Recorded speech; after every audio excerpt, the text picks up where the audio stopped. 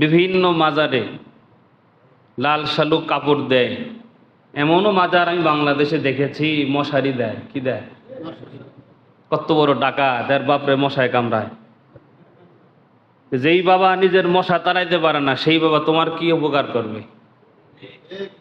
আর এমন এমন বাবা আমাদের বাংলাদেশে, আমি মাঝে মধ্যে নেটের মধ্যে দেখা যায় যে চটপটি শাহ রহমতুল্লাহ আলাইহির মাজার শরীফ, লিচু শাহর মাজার শরীফ, লোডা শাহর মাজার শরীফ, গাদা শাহর মাজার শরীফ, এমনও পীর কুমিল্লাতে আছে ল্যাংটা বাবার মাজার শরীফ। জোরেগঞ্জ সুবহানাল্লাহ। কি বাবা? আচ্ছা, দলিল পরে আপনার কি আকল আল্লাহ দেয় নাই?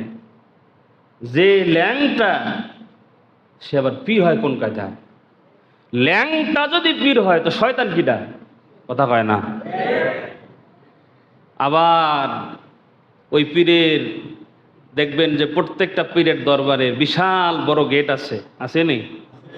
দেখবেন ওই আপনি যদি কখনো কুমিল্লাতে যান তো দেখবেন যে ওই গেটে লেখা আছে আসছি ল্যাংটা যাব ল্যাংটা, এই জন্য মাসখানে পোশাক পরব না। এটা ল্যাংটা বাবার থিওরি। আমিও একটা থিওরি মাহফিলগুলোতে বলি যে ওনার বাবার থিওরি হলো আসছে ল্যাংটা যাবে ল্যাংটা, এই জন্য মাঝখানে কি পরবে না? পোশাক পরবে না। তা আমি বলবো যে তুমি যখন দুনিয়াতে আসছো দাঁত ছিল নি? যখন মানুষ বুড়া হয়ে মরে তখন দাঁত থাকেনি? মাঝখানে দাঁতের দরকার কি? হাতুড়ি দিয়ে পিটায়া সব দাঁতগুলো ফেলে দেওয়া দরকার। ইসলাম কি বলে কবর সম্পর্কে, মাজার সম্পর্কে? দেন কবর আর মাজার দুইটা কিন্তু একই জিনিস, দুইটা একই জিনিস। কবর হলো দাফন স্থল আর মাজার বলা হয় জিয়ারত স্থল। যে কোনো মুমিন মুসলমান মারা গেলে ওই দাফন স্থলকে কবরও বলা যায়, জিয়ারত স্থলও বলা যায়, কারণ মুসলমানের কবর সবসময় জিয়ারত করা যায়। কবর জিয়ারত এটা নাজায়েজ নয়। রাসূল সাল্লাল্লাহু আলাইহি ওয়াসাল্লাম বলেছেন,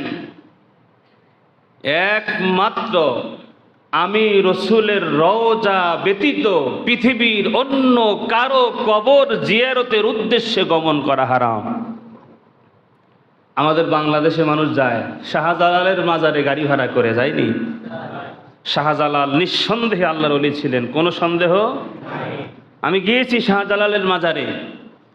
বাংলাদেশের যত মাজার আছে সব মাজারে দেখবেন যে লাল কাপড়ওয়ালা, লাল শালু পেঁচানো কিছু মোসারু, গাজারু, তাসারু, জুয়ারু আছে না নাই? কালকে দেখলাম মিছিল করতেছে, মাজার ভাঙছে, মিছিল করতেছে কারা? যারা কিছু খাইতে গেলে মোষ দুই দিক দিয়ে দুইজন আলগায় ধরা লাগে। এরকম আছে না নাই? ঠিকানা সহ নিয়ে যান। আমি এর আগেও বলছিলাম, আমি আগে যে মসজিদে ছিলাম চান্দুরা, এখানে আপনাদের আমি এখানে আসার পরও পোস্টার দেখেছি, বরিয়া বহু দরবার শরীফ। কথা বলে না? এই রাস্তাতেও পোস্টার লাগানো হয়। চৈত্র মাসে সম্ভবত শেষের দিকে এই অনুষ্ঠানটা হয়। আপনি যাবেন সেখানে? আমি তো সেখানেই মসজিদের দায়িত্ব পালন করেছি, ওখান থেকে হাফ কিলোমিটারও হবে না।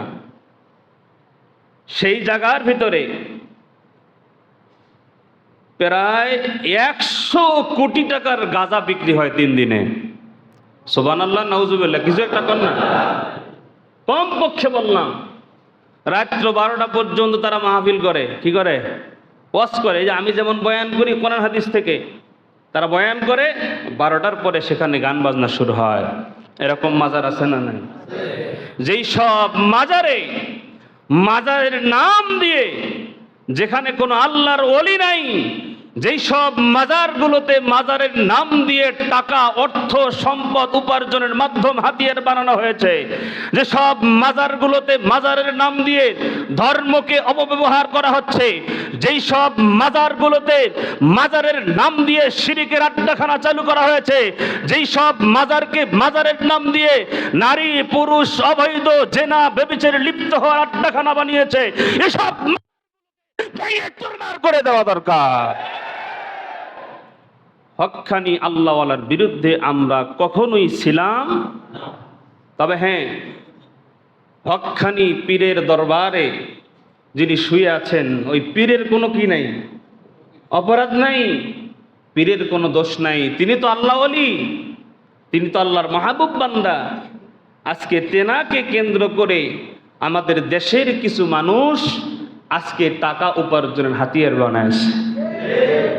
আজকে বাংলাদেশে বিনা পুঁজিতে দুইটা ব্যবসা। কয়টা? জোরে বলেন না কয়টা? একটা হলো খয়রাতি ব্যবসা। কি ব্যবসা? মসজিদের সামনে খাড়াইলে যে আল্লাহর রাস্তে কিছু দেন, আছে না নাই? কত মহিলা দেখবেন জুমার নামাজের পরে সুস্থ সবল ভিক্ষা চায়, আর মাসে 5,000 টাকা দিয়ে কাজের বুয়া রাখবেন, কাজ করার বুয়া পাওয়া যায় না। কথা বলেন ঠিক কি না? সুস্থ সবল কাজ করবে না, কাজ করতে তো কষ্ট লাগে।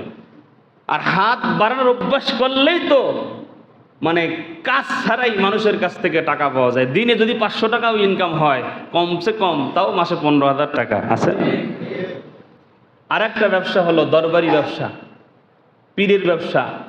আমি হকখানি পীরের কথা কিন্তু বলছি না, যারা ভণ্ড এদের বিরুদ্ধে আমাদেরকে বলতেই হবে।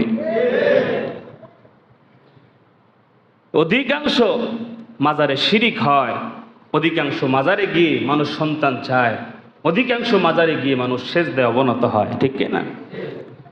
একদিন একটা ভিডিওতে দেখলাম আমাদের এই ভণ্ডদের এক পীর আছে, নাম হলো জাহাঙ্গীর। কি নাম?